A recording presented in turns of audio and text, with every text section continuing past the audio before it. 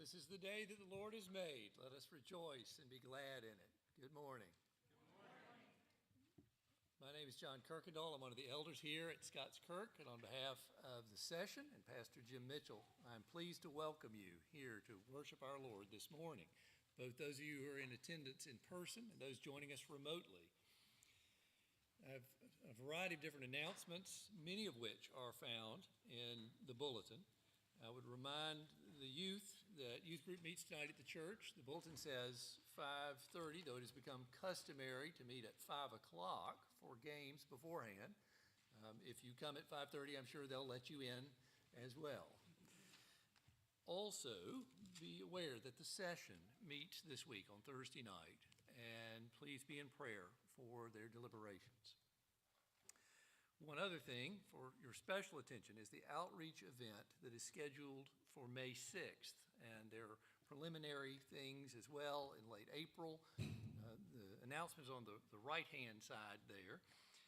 In particular, there is a sign-in sheet for people to sign up for different roles on the day of that cookout event in May. The sign-in sheet is on the bulletin board in the back here in the fellowship hall area. Please go back there and sign in for something. If you happen to have outdoor games, yard games, the evangelism and outreach team is looking for people to volunteer their games for use on that day. So please see Barbara Kempton if you've got a question about that. The other announcements are as found in the bulletin. Please take a few moments to look them over, but also take some time now to set the cares of the world aside and prepare your hearts and minds for worship.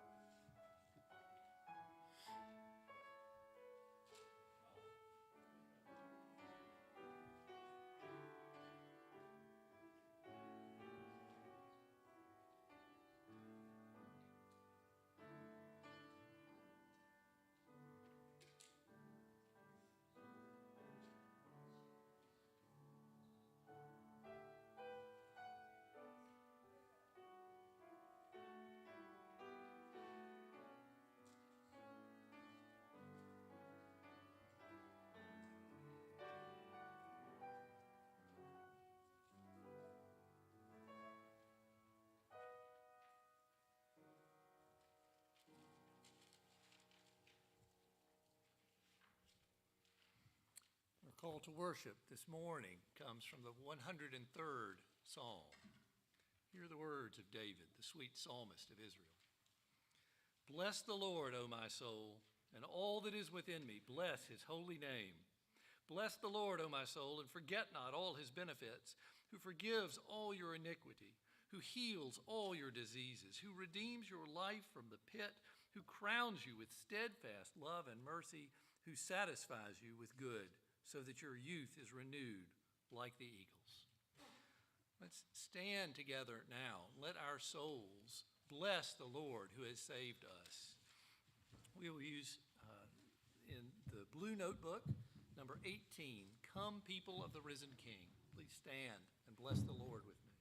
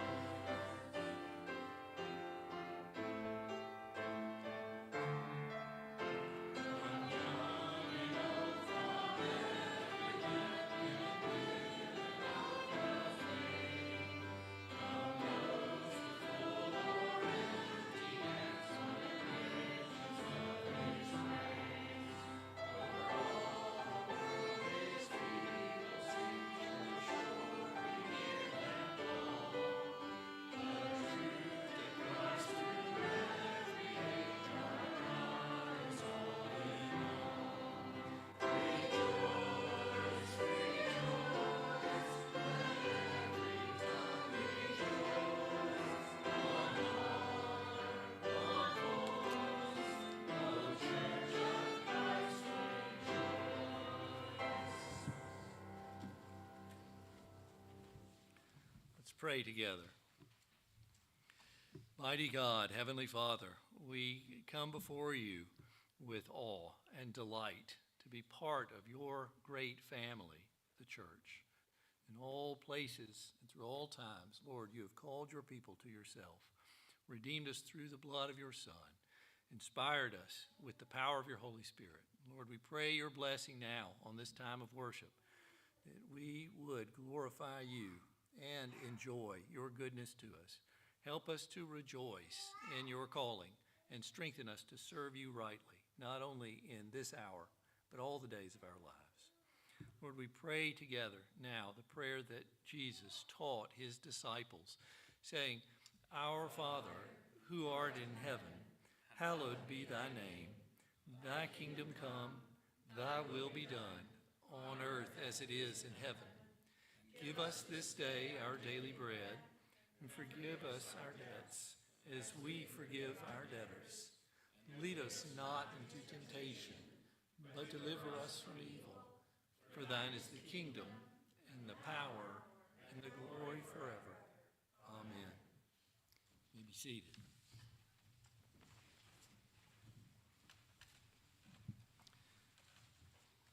We have in the bulletin a printed prayer as a confession of sin.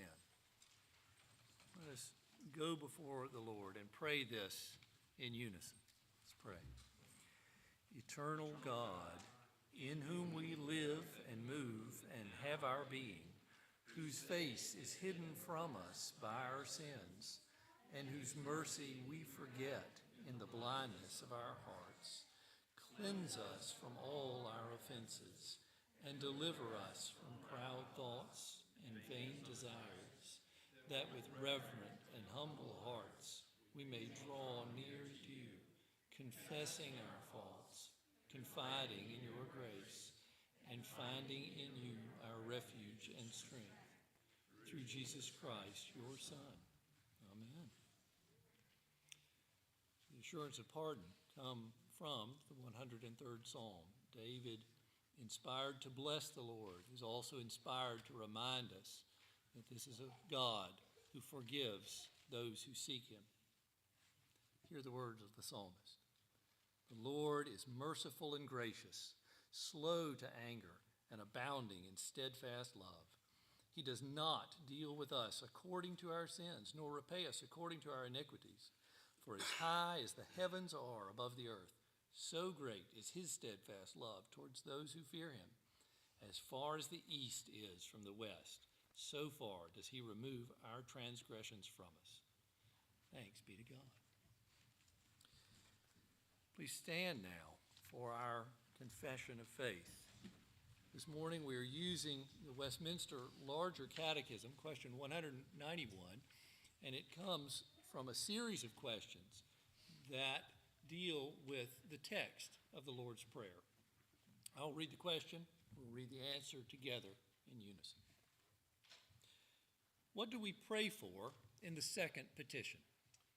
In the second petition, which is, Thy kingdom come, acknowledging ourselves and all mankind to be by nature under the dominion of sin and Satan, we pray that the kingdom of sin and Satan may be destroyed, the gospel propagated throughout the world, the Jews called, the fullness of the Gentiles brought in, the church furnished with all gospel officers and ordinances, purged from corruption, countenanced and maintained by the civil magistrate, that the ordinances of Christ may be purely dispensed and made effectual to the converting of those that are yet in their sins, and the confirming, comforting, and building up of those that are already converted, that Christ would rule in our hearts here and hasten the time of his second coming, and our reigning with him forever, and that he would be pleased so to exercise the kingdom of his power in all the world as may best conduce to these ends. You may be seated, and the children may come forward for the children's sermon with Elder Joel Reed.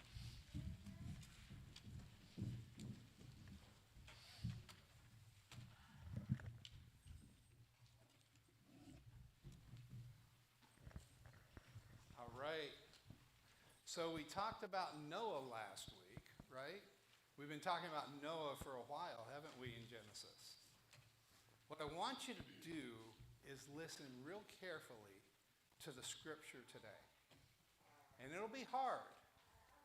Have you ever looked at a family tree? Have you ever seen that? Like in some of the older Bibles, they'll have a family tree of this is the parent and then everybody underneath that, right?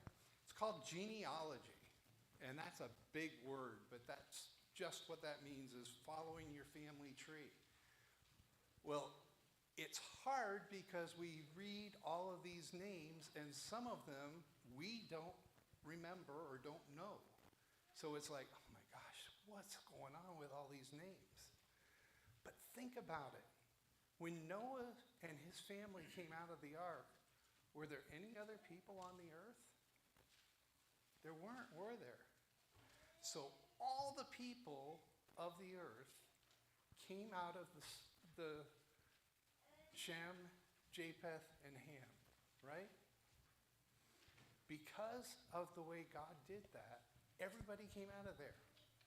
Now, do you know what else is interesting? As they moved to different places, they spoke different languages. Do you know how many languages there are in the world right now? 7,000. About 7,000, right? And when they came off of the ark, they were speaking one language, right? So that was the way the Lord worked. Remember back with the Tower of Babel, where people get all of these languages confused. We're going to get to that later on, as far as where we get the languages from. But it's because God wanted people to rely on him and not themselves. But everybody in the world came from Noah's clan. Pretty cool, isn't it? Let's pray. Dear Heavenly Father, we thank you that you used Noah to repopulate the world, that everyone in this world came about as a result of your grace to Noah and his family. We pray that you would remind us that everything we have is a gift from you. In Jesus' name we pray. Amen. Our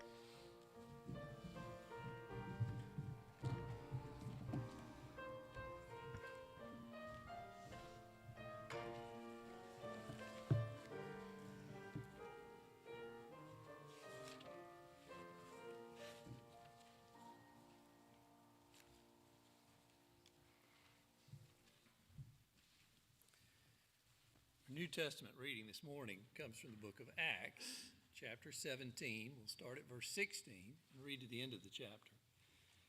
In the middle of Paul's second missionary journey, he has been traveling first in Asia Minor, then is called in a dream to Macedonia.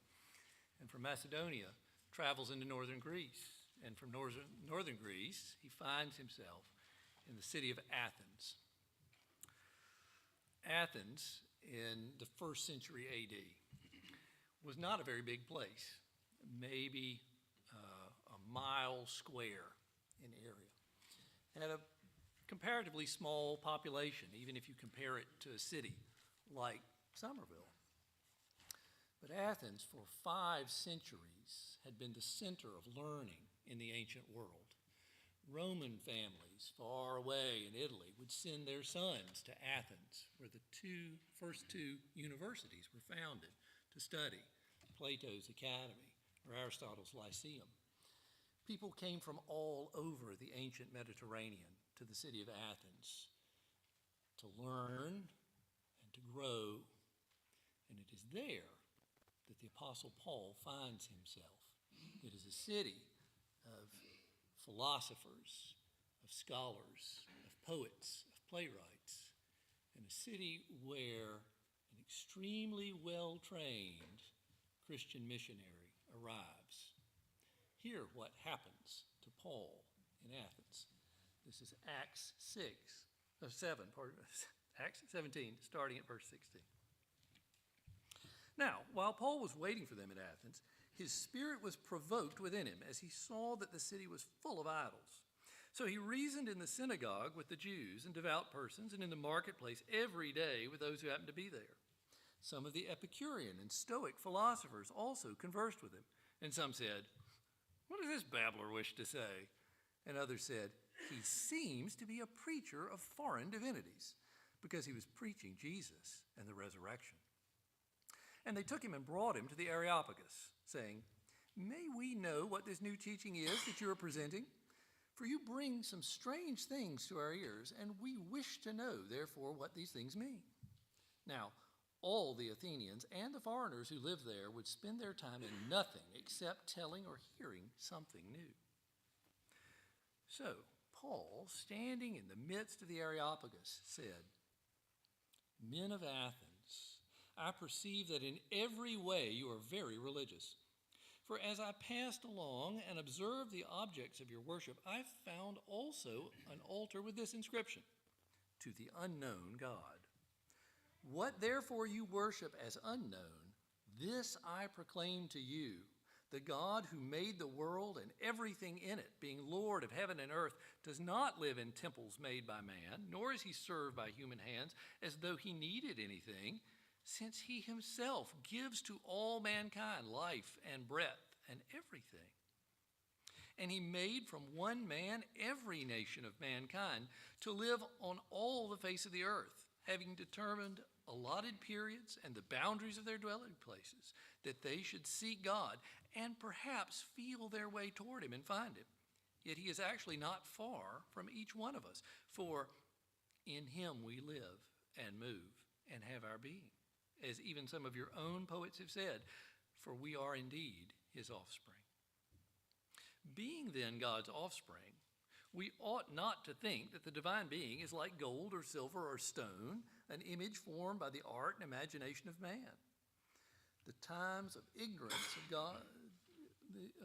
God overlooked, but now he commands all people everywhere to repent, because he has fixed a day on which he will judge the world in righteousness by a man whom he has appointed, and of this he has given assurance to all by raising him from the dead."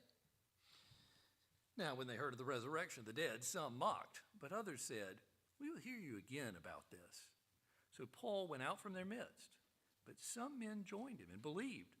Among them also were Dionysius the Areopagite and a woman named Damaris, and others with them.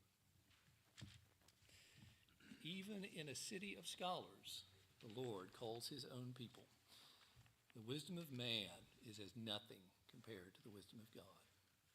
For this, speaking as a scholar, I praise him.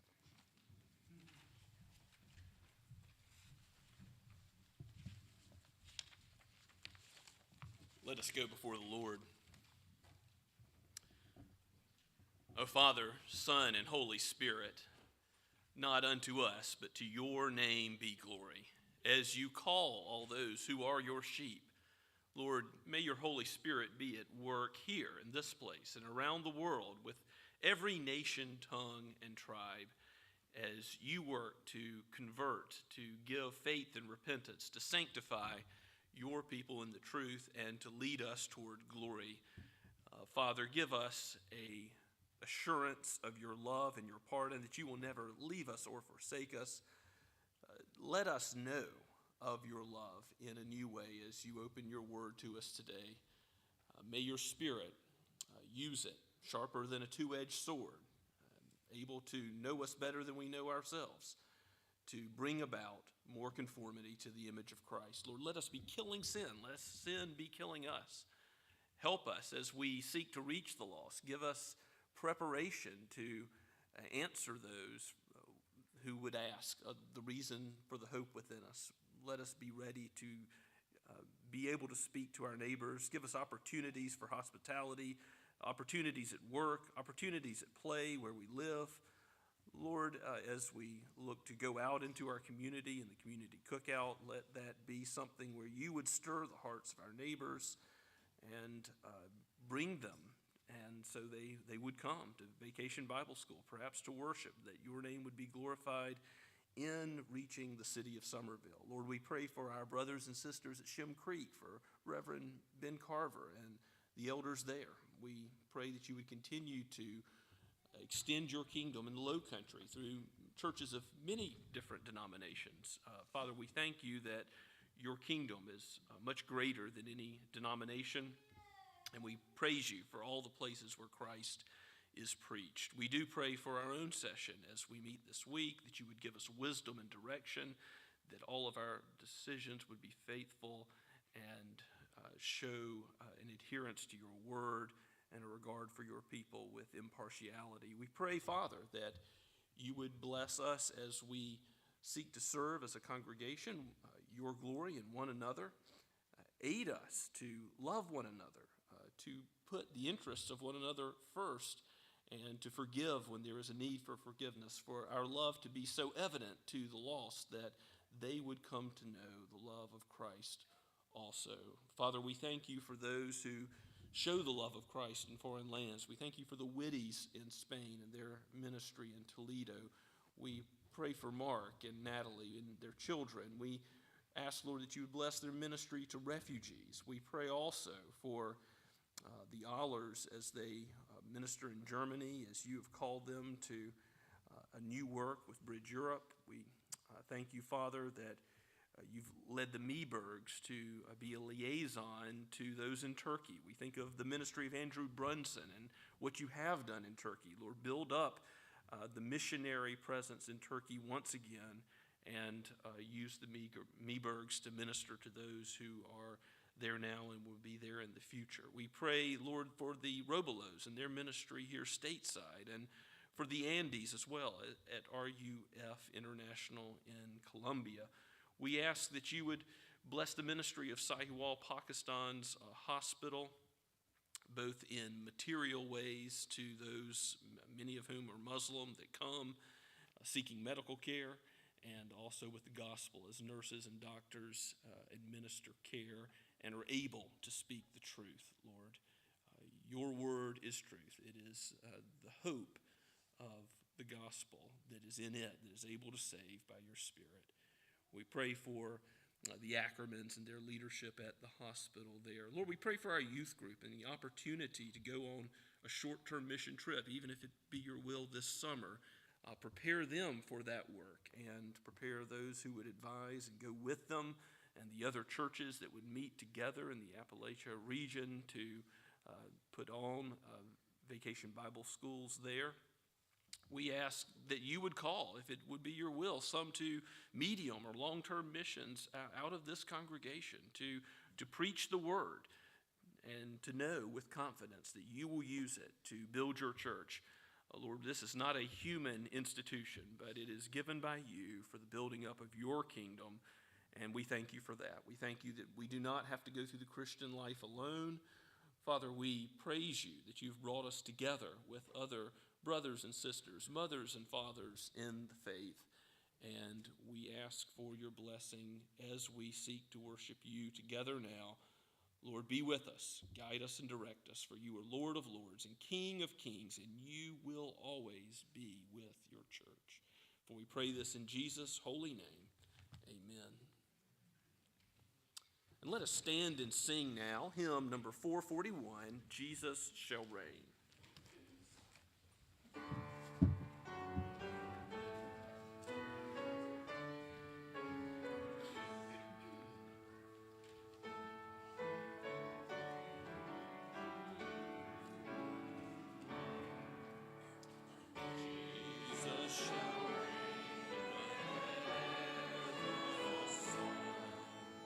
Does his successor journeys from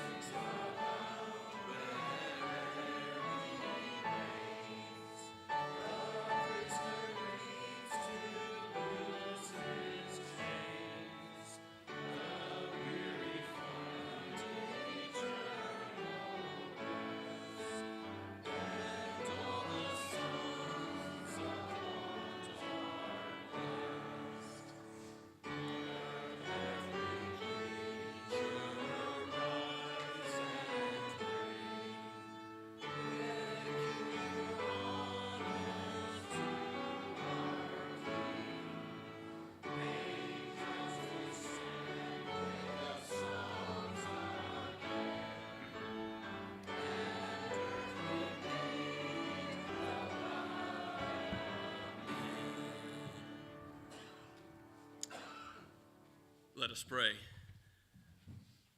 O Lord, we look forward to that day when the knowledge of you shall cover the earth as the waters cover the seas. Until then, we ask you to aid us by your Spirit as we preach, as we live the Christian life, as we respond to your word in faith and seek to love our neighbor. Lord, let our tithes and offerings, our gifts and talents all be used for your great name, that it would be made famous here and forever. We long for the day when every nation, tongue, and tribe will gather around your throne and praise you with the angels. Until that day comes, we say, come quickly, Lord Jesus, come. In your name we pray. Amen.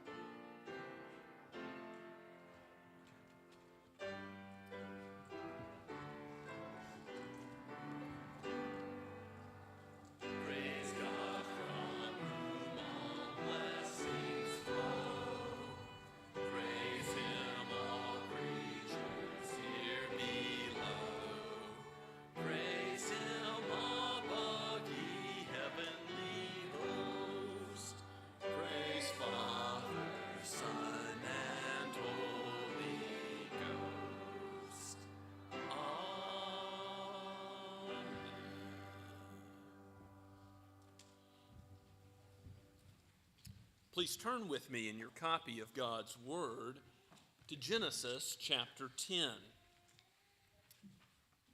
We've just completed the account of Noah, and the last words of Genesis 9 are that Noah lived 950 years, and then he, like all of mankind, died.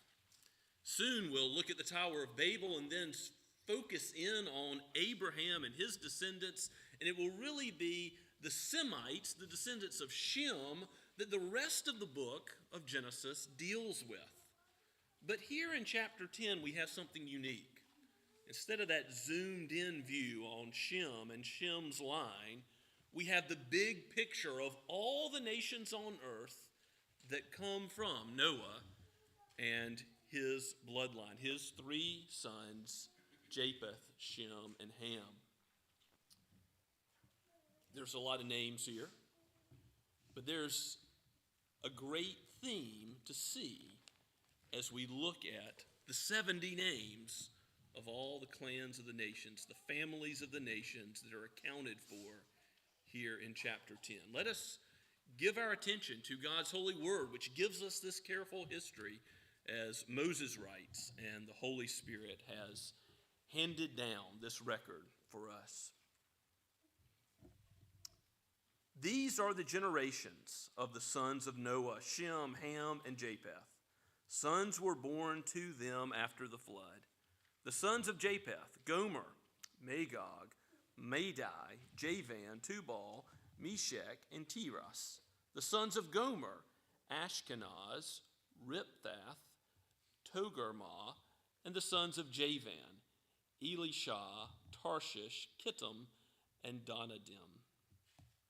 From these, the coastland people spread in their lands, each with his own language, by their clans in their nations. The sons of Ham, Cush, Egypt, Put, and Canaan. The sons of Cush, Seba, Havilah, Sabta, Ramah, and Sabtika. The sons of Ramah, Sheba, and Dedan. Cush fathered Nimrod. He was the first on earth to be a mighty man. He was a mighty hunter before the Lord. Therefore it is said, like Nimrod, a mighty hunter before the Lord. The beginning of his kingdom was Babel, Erech, Akkad, and Kelna in the land of Shinar. From that land he went into Assyria and built Nineveh, Rehoboth-ir, and Calah. Rezin between Nineveh and Calah, that is the great city. Egypt fathered Ludim, Anamim, Lehabim, Nephtuhim, Pashrusim, Casluhim, from whom the Philistines came, and Caphtorim. Canaan fathered Sidon, his firstborn, and Heth, and the Jebusites, and the Amorites, the Girgashites, the Hivites, the Archites, the Sinites, the Arvadites, the Zemarites, and the Hamathites. Afterward, the clans of the Canaanites dispersed. And the territory of the Canaanites extended from Sidon in the direction of Gerar as far as Gaza, and in the direction of Sodom, Gomorrah, Admah, and Zeboim as far as Lasha. These are the sons of Ham by their clans, their languages, their lands, and their nations. To Shem also, the father of all the children of Eber, the elder brother of Japheth, children were born. The sons of Shem, Elam, Ashur, Arpachshad, Lud, and Aram. The sons of Aram, Uz, Hul, Gether, and Mosh. Arpachshad fathered Shelah, and Shelah fathered Eber. And to Eber were born two sons. The name of one was Peleg, for in his days the earth was divided, and his brother's name was Joktan. Joktan fathered Almodad, Shephelah, Hazar-Maveth, Jerah, Hadoram, Uzal, Diklah, Obel, Abimael, Sheba, Ophir, Havilah, and Jobab. All these were the sons of Joktan. The territory in which they live extended from Mesha in the direction of Sephar to the hill country of the east. These are the sons of Shem by their clans, their languages, their lands, and their nations. These are the clans of the sons of Noah, according to their genealogies in their nations. And from these the nations spread abroad on the earth after the flood. Let's pray and ask God's help.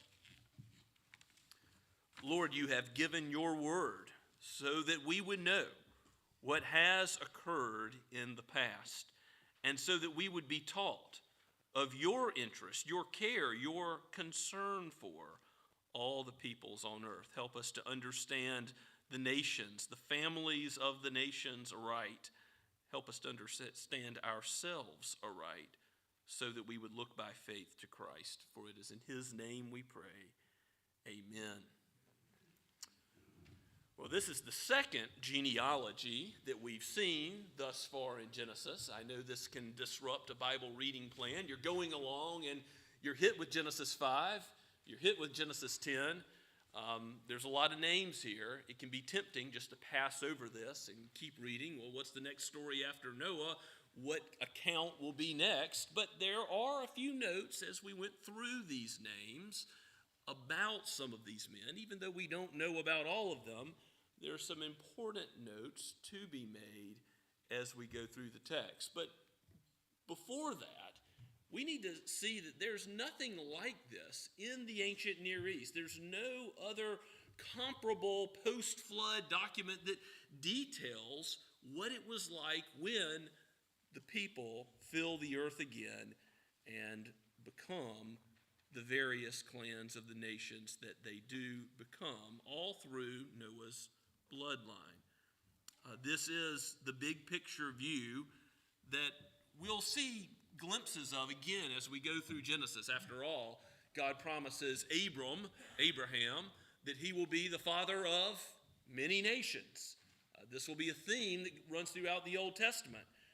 But on the whole, there will be a focus on Israel and God's special revelation to the people of the Hebrews in the book of Genesis. So in this big picture, we do see, first of all, what's said at the very beginning and the very end, verse 1 and verse 32, that from these spread abroad on the earth every nation that exists from the sons of Noah. And because of that, we are all from one bloodline. We are all from Adam's race, and we are all of Noah's race. The Darwinian assumption that various races and people groups on the earth had different ancestry of non-humans is completely foreign to Scripture. The Scripture plainly teaches that all human beings share the same race. And that has huge implications. I mean, think of all the horrors of the 20th centuries and one group of people saying we're a master race, we're supreme over another. All the evils of chattel slavery in America that had assumptions of racial superiority. These things are completely foreign to the Scriptures, for we are all human beings made in the image of God. And the question of, well, what about interracial marriage? Well, that's actually a question with a wrong assumption, isn't it? If it's two human beings getting married, there is nothing interracial about it. They're human beings. Differences in eyes or hair color or skin color, these are superficial differences. Differences in height, and yes, there's ethnic realities we can appreciate. But these things are not any difference to our humanity. Same for interracial adoption. Can you adopt someone who has different physical features than yourself? Of course you can, and to God's glory, many Christians have and do. And the same about interracial worship. People ask, is there a desire to worship among different ethnicities? We can appreciate, like the Apostle Paul did, that there's Jews and Gentiles, Scythians, barbarians. There's different people groups, but it doesn't mean, does it, that we are coming together with different races of people. No, we're all human beings. And whatever our physical features, we strive to love everyone impartially, treat one another regardless of ethnic or socioeconomic background, the same as human beings. Physical features really ought not to influence that at all. So in the big picture, we're all from Noah's bloodline. That's really important. And we see in this threefold treatment of Noah's sons, the shortest treatment given to Japheth's sons. And in the Hebrew, this sort of reverses the order that they're given in verse 1. These are the generations of the sons of Noah, Shem, Ham, and Japheth. Well, then it starts with Japheth. And Japheth goes furthest away from Israel, and perhaps is the least known to Israel, commentators suppose. And to the west, you find these various people groups. And it says these are sons, but these are group names. When they end with an I-M, like Kittim, that's a Hebrew plural name of a people. So it's sons in a non-literal sense, but families, clans, peoples that are being listed. And that's true in other places in this list as well, which, by the way, you have 70 total. Do you think that's an accident that God gives you 70 people groups filling the earth? No, he created in 6 days, and on the seventh, he rested. Perfection, 70 being he's filling the earth again, and there's a perfection in that multiplication that goes on, that's under his providence. And all of these peoples are under the sight of God. He does have care and concern for them. Now we're going to see that also has to do with judgment as well as salvation. But God doesn't forget any of the people. So you might ask the question, well, what about all of these people who went in every direction after the flood and are scattered after Babel and spoke different languages? What about them as we focus in on Shem and Shem's line? God doesn't forget any people groups, even those that are most remote from Israel, those who are furthest away that Israel may not know about. No, God remembers them all. So Japheth's descendants are from verse 2 to 5, the shortest of the three sons of Noah. Now, Ham's descendants, remember, there was a curse on Canaan, and it's not to be seen as something that, a lot of these descendants go into Africa. You've got Ethiopia, Egypt, Libya, places like that listed amongst these. The servanthood of Canaan is not something that's rightly applied to later in American history in the slave trade. That's going way beyond Scripture. And some people have used Genesis 9 and 10 very shamefully to promote the idea that there is some way God has cursed someone with physical characteristics of one way or another, those who were from African descent. And that is clearly not what the Scripture is saying. But Ham's descendants do go into Africa, and Canaan was cursed by God, and he will serve his brothers and their descendants. And in that cursing, you have, several folks who later show up in a negative light in Scripture. Cush fathered Nimrod, we're told, and the sons, Ramah, Sheba, Dedan, those come up in Ezekiel. They're not in a positive light either, Isaiah. But Cush fathered Nimrod in verse 8, we're told, and he gets some special treatment. And you might say this is positive treatment. It looks on the surface to be positive. It says he was a mighty hunter before the Lord. Well, was he such a good hunter that he gets a positive review by God? Well, not so fast, because there's even a saying about him, apparently. Maybe your version has it in quotes. Therefore it said, like Nimrod, a mighty hunter before the Lord. But was Nimrod making God's glory the aim and focus of his life? It looks like he was making his own glory the aim and focus of his life, because verse 10 tells us, in a way that foreshadows chapter 11, the beginning of his kingdom was Babel. And we're going to find out what happens at Babel. Nimrod's great attempt to reach the heavens is not good. God says, my glory I will not share with another. God is jealous for his glory. All of creation ought to be focused on the glory of God. He has a right to be jealous for his glory, but Nimrod doesn't have a right to be jealous for his glory, because he was designed and created to worship God, not to worship himself or any other aspect of creation.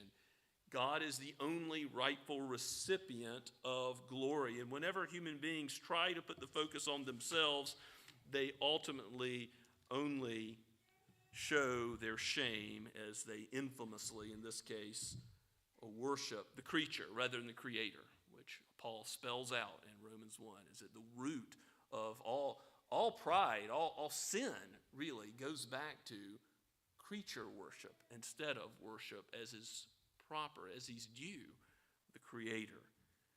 Nimrod goes down in history with this great black mark that he was mighty, supposedly, instead of God being mighty and God being magnified through his name. We should remember what the psalmist says every day of our lives, Psalm 115, not unto us, O Lord, not unto us, but to thy name be glory. Let it be the theme of our lives that we seek to bring the attention to God and his glory, not to we ourselves and what we do. As we seek to reach the nations for Christ, as we seek to think about preaching the gospel in foreign lands, reaching our neighbors here in Somerville, we don't save anyone. We do what God calls us to do, to be the mere secondary means, to show hospitality and love to someone and to tell them about Christ.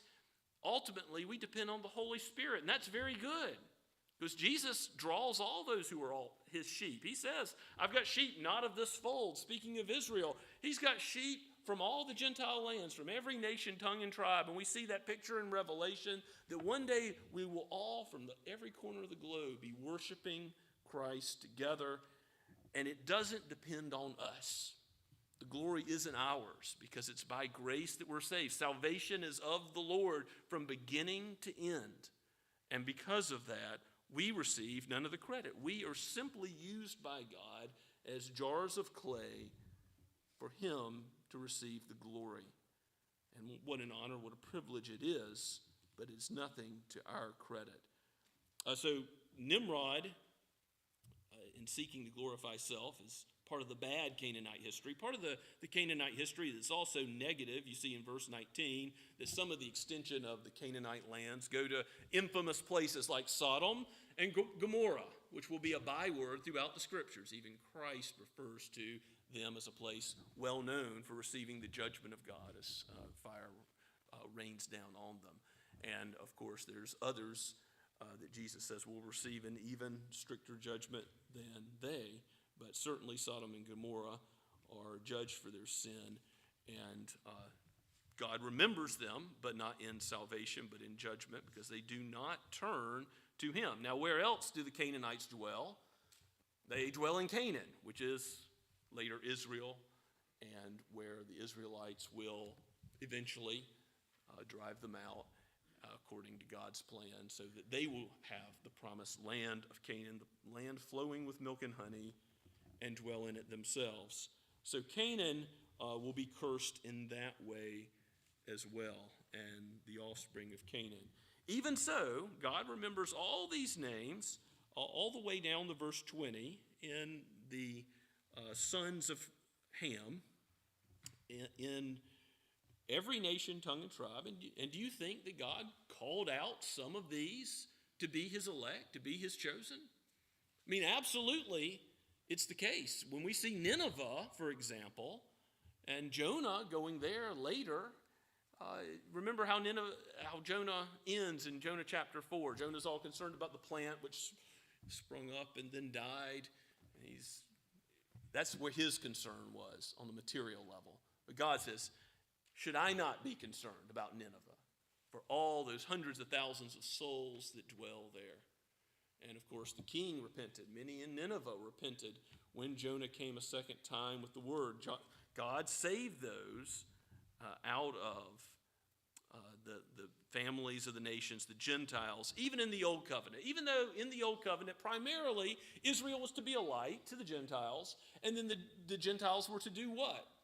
Come to Israel, become part of Israel, to worship the God of Israel.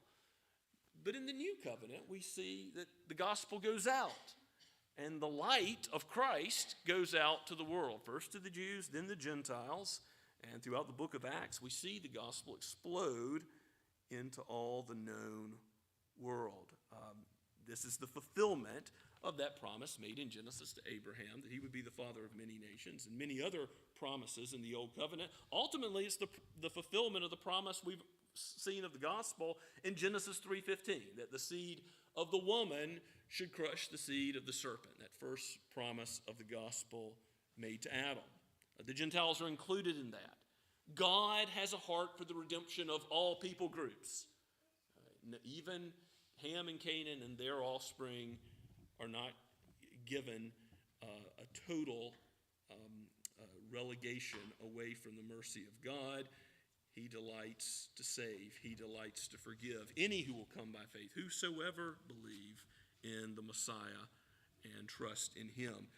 Ultimately, the climax of this passage is found in Shem's line. So Shem, in verses 21 to the end, verse 31, is going to be the focus of Genesis going forward. And you might think, well, maybe this is going to end with Abraham. And in chapter 11, we've got a little more genealogy at the end of chapter 11 that is going to get us to Abraham. But that's not ultimately where Shem's line ends. If you look at Luke chapter 3 and how Luke the historian does his genealogy, the end of chapter 3, he puts Christ in the line of Shem, son of Adam, son of God. The ultimate climax of Shem's line is in the Messiah himself. We're not to miss that, as later revelation will point us to the true fulfillment of Genesis 3:15 as well, that Christ comes from the seed of woman, truly man, truly God, to redeem all of Adam's race. He died not for another race, but for men. So he became a man, and he became a man as one, born of the virgin, truly God as well. Did not give up his divinity, but existed in two natures, in one person, without confusion, division, in unity, he went to the cross and gave up his life. He laid his life down so that he could call all those who are his sheep from every land. And Shem, of course, Semites receive special blessing by God, do they not? Israelites receive God revealing himself in a special way to them throughout the Old Covenant. So it's nothing to sneeze at. But God does have a redemptive plan that includes all people. And there's a whole bunch of places we can go in the Old Testament to prove this, but why don't we go to Psalm 22, which we looked at this morning in Sunday school in God's providence. Psalm 22 is a psalm that is clearly messianic, points to Christ's vicarious death for us. It's a psalm of David, has clear application to David, has clear application to Christ. It can be a psalm we take on our lips. But the psalm ends in an interesting way. Look at verse 27. And this theme really is throughout the Psalter. All the ends of the earth shall remember and turn to the Lord, and the families of the nations shall worship before you. For kingship belongs to the Lord. He rules over the nations. And so forth. The families of the nations, those that are tabled back in Genesis chapter 10, will all be gathered, every nation, tongue, and tribe. There will be God's elect drawn from each of them on the last day. Let's go forward in the Psalter to Psalm 46, another famous psalm. Martin Luther's favorite psalm, the Psalm of the Reformation. Psalm 46, verse 10, towards the end of the psalm, the psalmist says, "Be still and know that I am God. I will be exalted," where? Among the nations. I will be exalted in the earth. And again, part of that is the idea that among the nations, Israel will be a beacon of light of the gospel. But also, God will be exalted in all the earth. God will be exalted to every corner of the globe.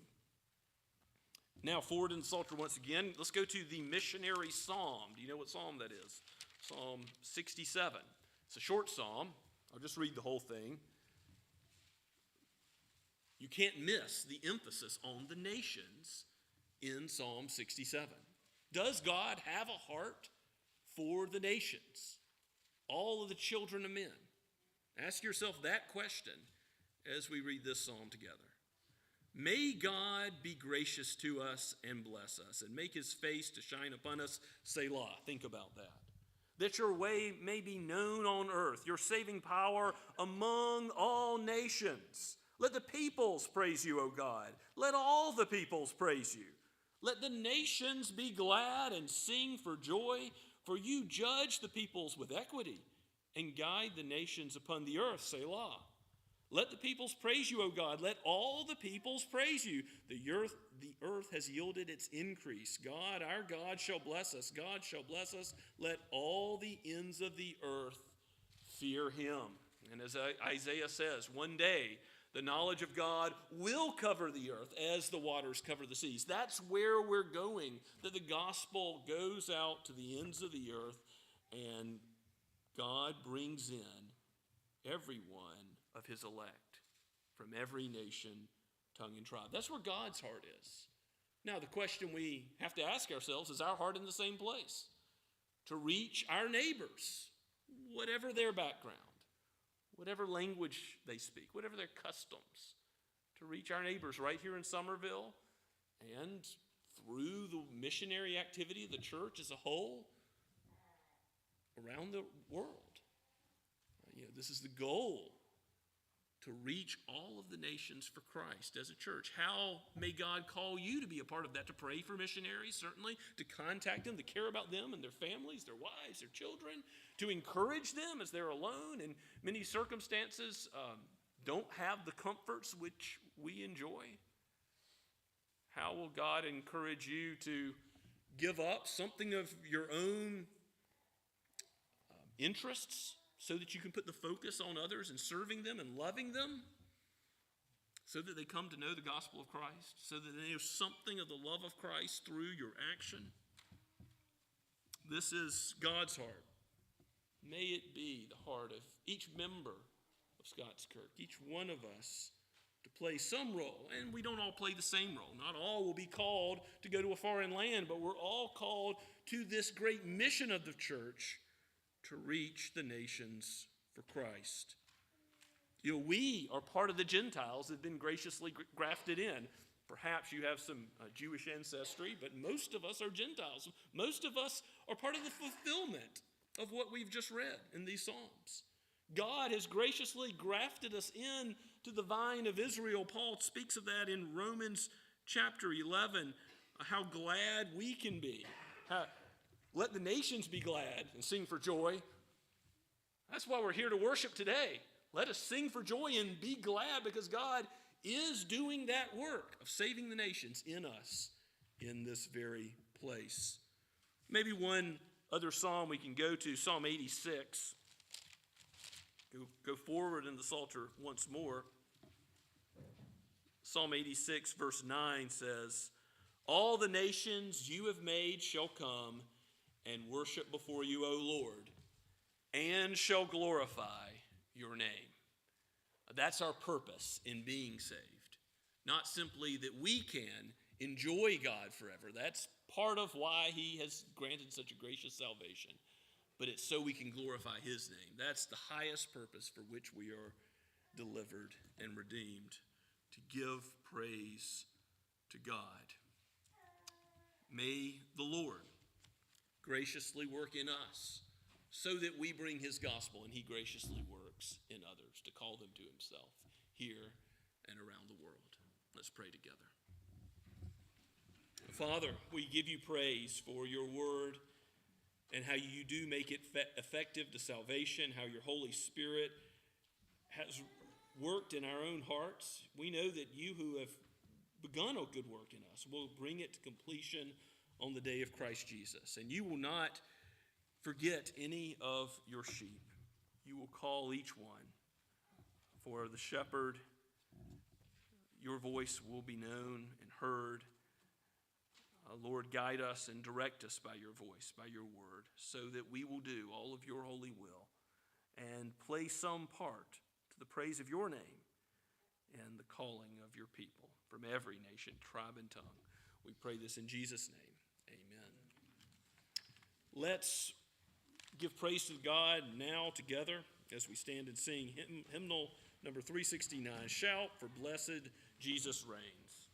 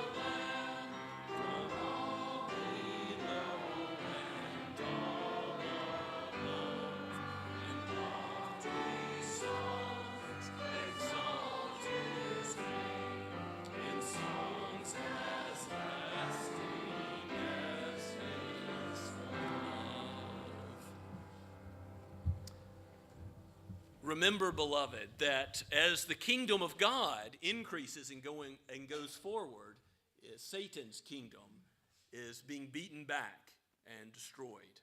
And so with that in mind, receive God's benediction now. The God of peace will soon crush Satan under your feet. The grace of our Lord Jesus be with you. Amen.